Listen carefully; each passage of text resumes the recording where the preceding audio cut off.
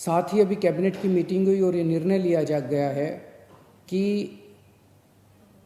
पिछले हफ्ते हमने दिल्ली के लोगों से पूछा था, हमने दिल्ली के लोगों के सामने ये प्रश्न रखा था, हमने दिल्ली के लोगों से ये पूछा था कि अभी तक कोरोना होने तक मार्च के महीने तक दिल्ली के सारे अस्पताल पूरे देश के लोगों के लिए खुले रहते थे।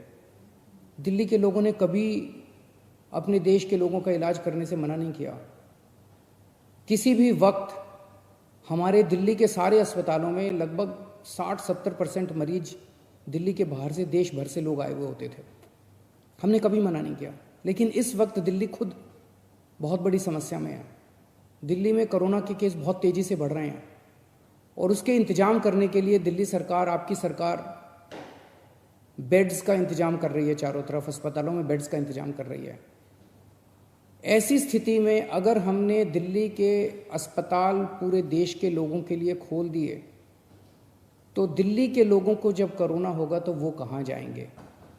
इस पे हम लोगों ने जनता से विचार मांगे थे। 7.5 लाख लोगों ने अपने सुझाव भेजे और 90% से ज़्यादा लोगों का यही कहना था कि कोरोना तक, जब तक कोरोना है दिल्ली में, तब तक दिल्ली के अस्पताल केवल दिल्ली वालों के लिए रिजर्व होने चाहिए। उसके बाद हम लोगों ने एक 5 डॉक्टर्स की कमेटी बनाई। बड़े बड़े डॉक्टर्स थे। डॉक्टर महेश वर्मा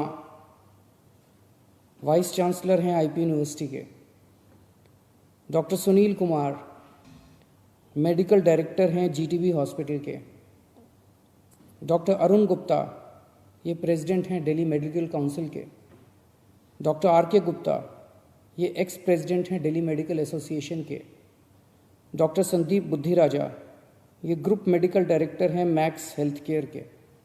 इन 5 लोगों की कमेटी ने विचार विमर्श करके और दिल्ली की जो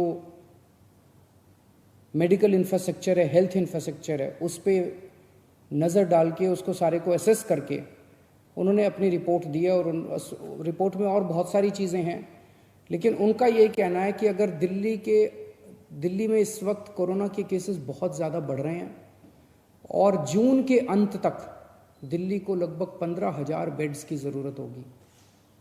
ये कहाँ से आएंगे? तो इसीलिए उनका ये सुझाव है कि दिल्ली के सारे अस्पताल केवल दिल्ली के लोगों के लिए कुछ महीनों के लिए होने चाहिए और दिल्ली के अस्पतालों को पूरे देश के लोगों के लिए फ़िलहाल नहीं खोलना चाहिए।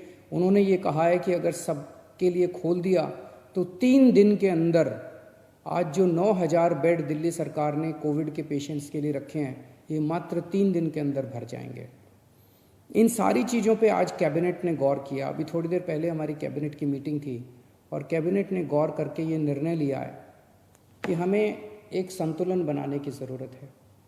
दिल्ली सरकार में 10,000 बेड हैं, केंद्र सरकार में भी 10,000 बेड हैं। तो एक तरफ कल से हम बॉर्डर्स खोल देते हैं। बॉर्डर्स को खोलने के बाद दिल्ली सरकार के जो 10,000 दिल्ली सरकार के जो अस्पताल हैं, वो अस्पताल केवल दिल्ली के लोगों के लिए रिजर्व होने चाहिए। केंद्र सरकार के जो अस्पताल हैं उसमें भी 10,000 बेड्स हैं। वहाँ पे कोई भी देश भर से आके अपना इलाज करा सके।